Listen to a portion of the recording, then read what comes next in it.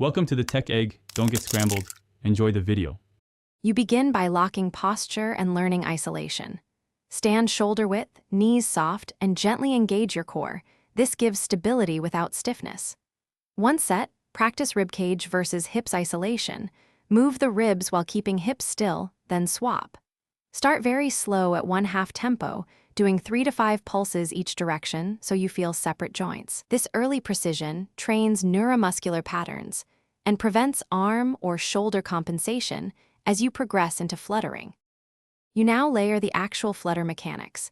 Combine a small pelvic tilt with rapid abdominal releases to create a shimmery pulse.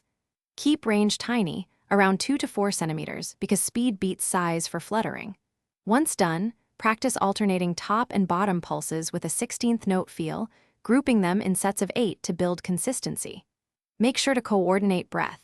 Exhale on the stronger pulse to sustain speed and avoid tensing. This coordination explains why small, rhythmic effort yields a sustained flutter. You finish by refining speed and checking form.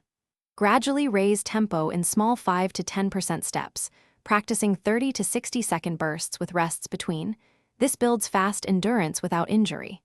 Film a side view to inspect whether ribs or hips drift and correct by returning to isolation practice.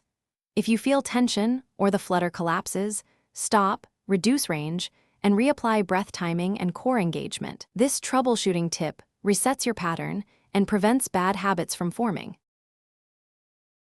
Thanks for watching. Consider subscribing if I helped unscramble your problems.